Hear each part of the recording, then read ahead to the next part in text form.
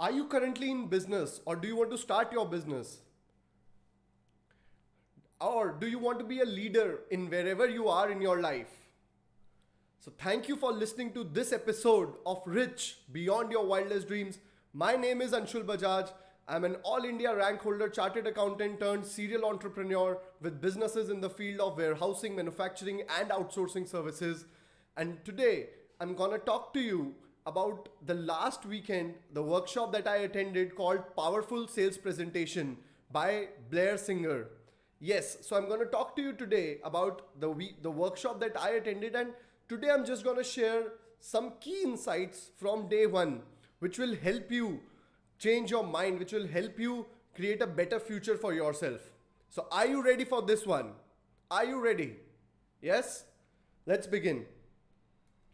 So, the first thing why I want to talk to you about powerful sales presentation is because sales equals income. Sales equals income. See, sales is the only function which gets money in your organization. True or true? Yes? So to be financially free, to be rich, this is one skill. Being a successful salesperson is one skill we must inculcate within us. And that is why I'm sharing this episode with you.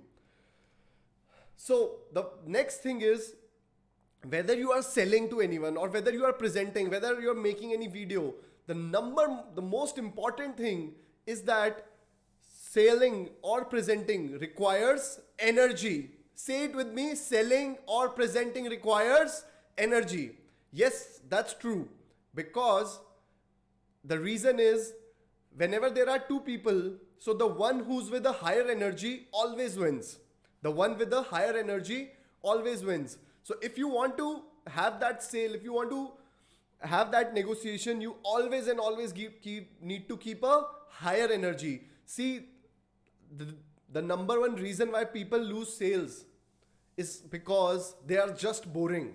And people want to do business with people who are likable, people who are relatable.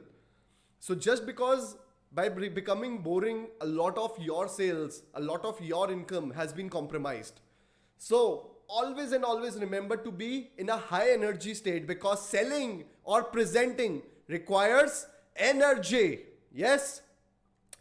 The next thing I want to tell you, which Blair shared with us, is that in business, so B is business, that selling, if there is function of selling, then there's a function of, then there's your team, and then there is teaching that team how to work in your business. So a very critical skill in today's time, in the times of this pandemic, is teaching people how to sell, teaching your team how to sell. So it doesn't matter if you are in manufacturing, if you are in service, if you are in e-commerce, anything.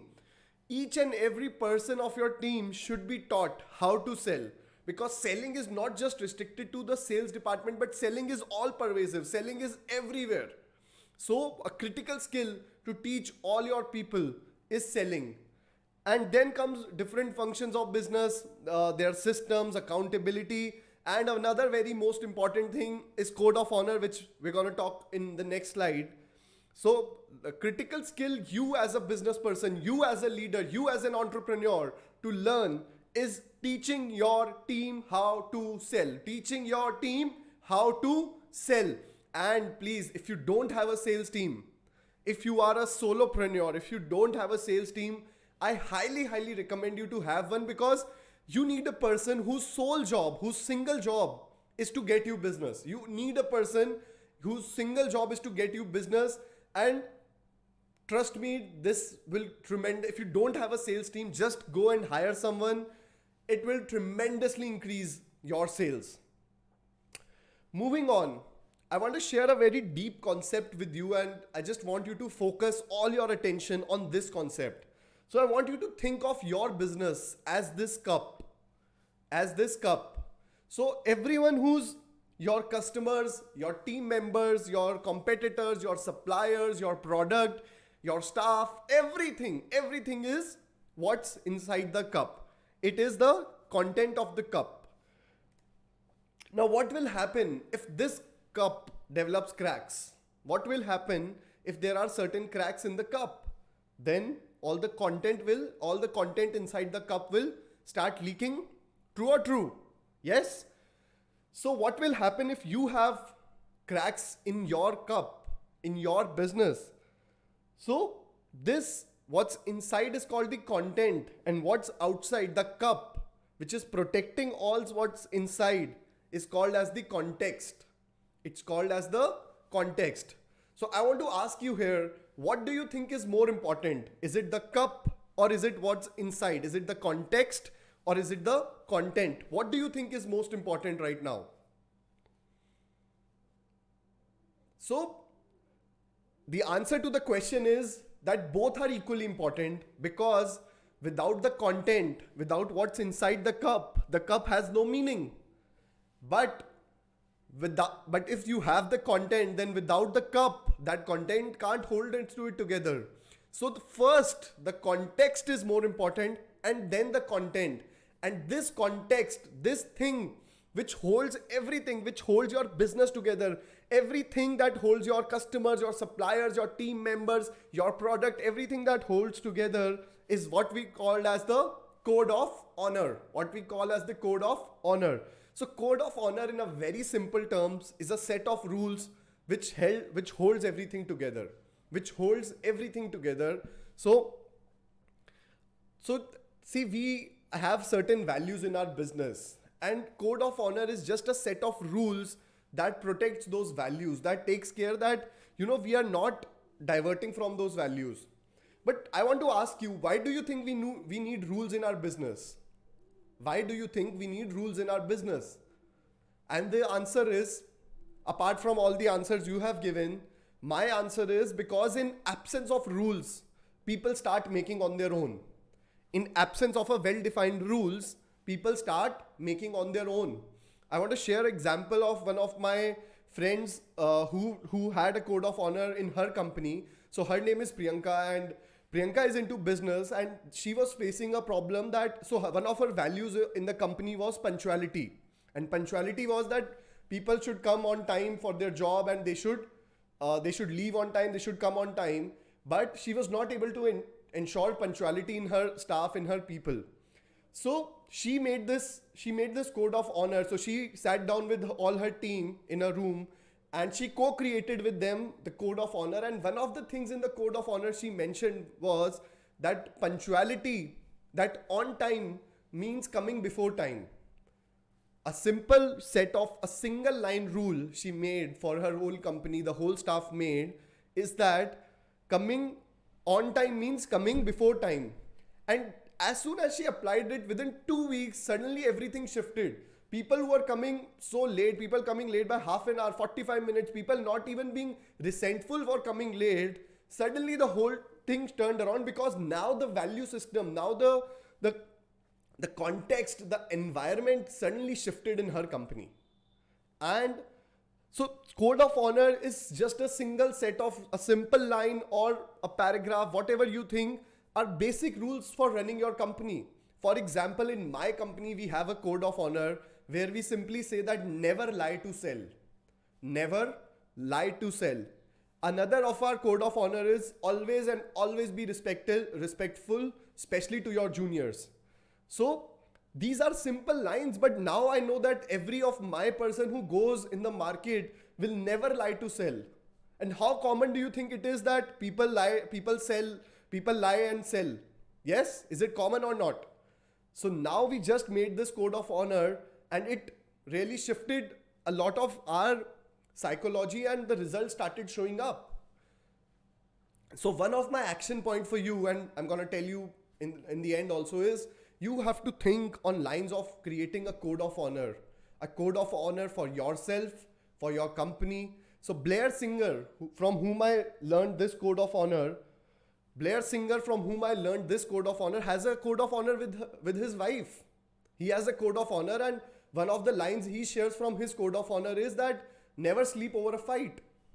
How many times it happens that there's an argument between a husband and wife, and they just cut off and just sleep in an angry state. So he made simply a code of honor, a rule that never sleep over a fight. Now what do you think would happen when they have a fight? They would solve, they know that they had to solve it before the night ends. Yes?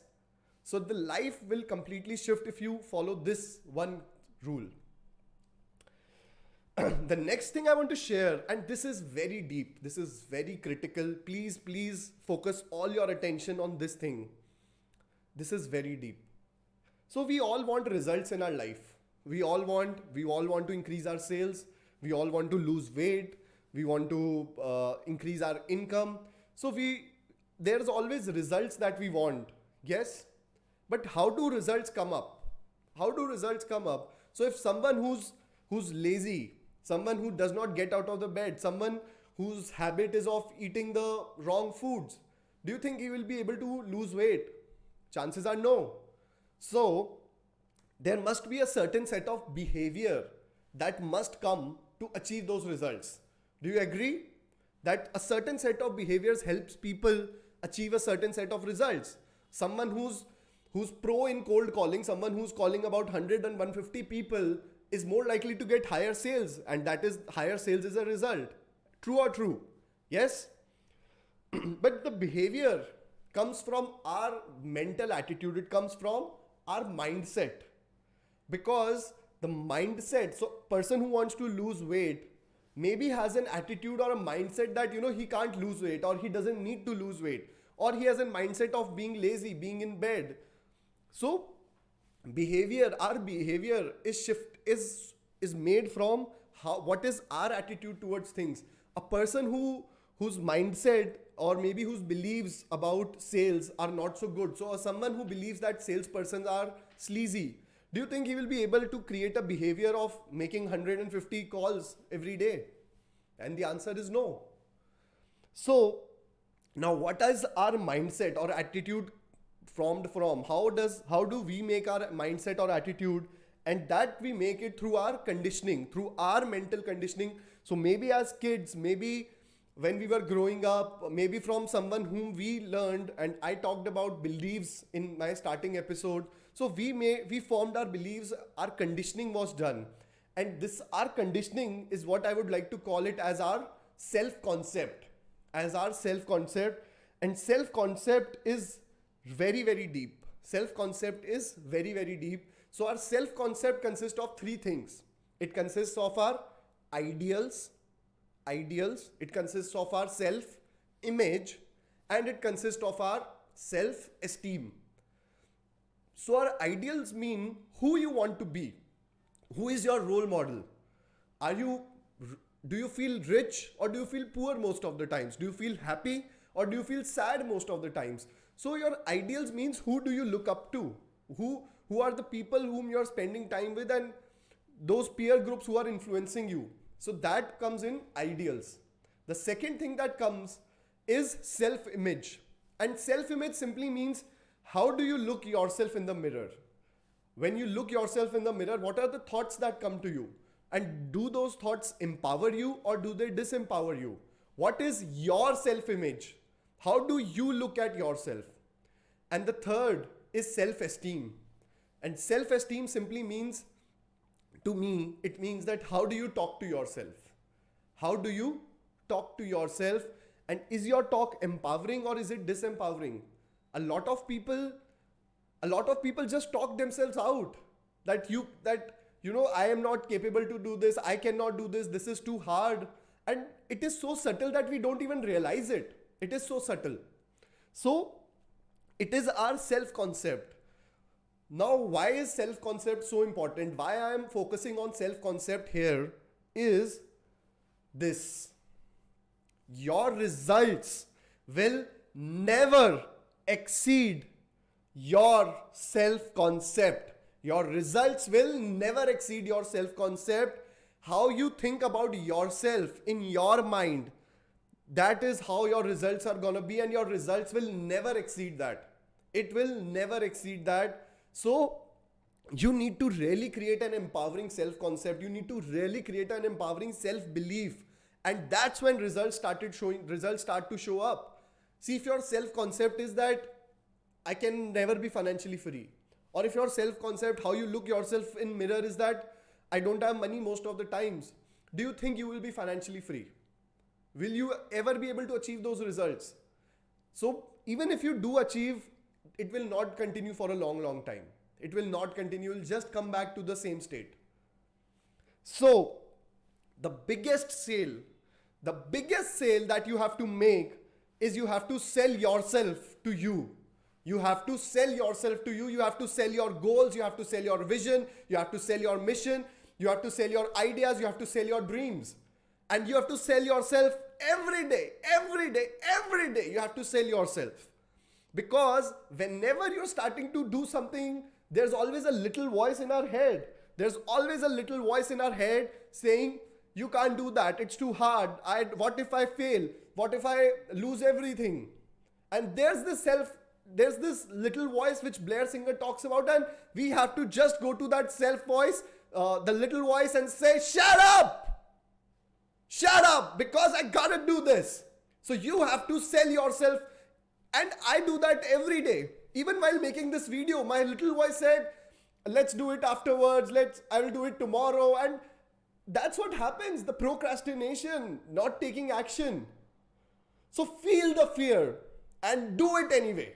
Feel the fear and do it anyway. So you have to sell yourself to you every day. And this, my friend, is the biggest sale. If you close this sale, if you are able to sell yourself every day to yourself, everything else will just fall in place. You will be able to achieve everything. Yes? Do you agree? So in the end, I have 2 action points for you. How many action points? 2 action points. First is you have to think about certain rules for yourself and your business. Think of your code of honor. What are the values? What are the rules you want in your business or for yourself in your life, or maybe your team? Even if you are in a job, maybe a set of rules for your team. And a simple can be helping a team member always. So think about your code of honor.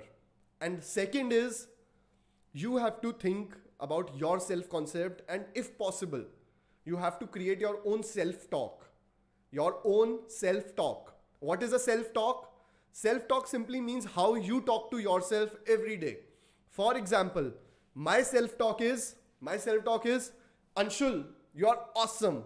Anshul, tula kya banda hai? And another thing of my self-talk is, I create my life. I am resilient. So these are 4 lines that I speak to myself every day. This is my self-talk. And that's what has helped me overcome my little voice. So 2 things, work your code of honor, and second, do your self-talk. Let me know how you felt. Comment below in this video. Like, share, anything you feel you want to comment, you want to add on. I'm always there replying and seeing to your messages. Thank you for listening to this episode. Thank you.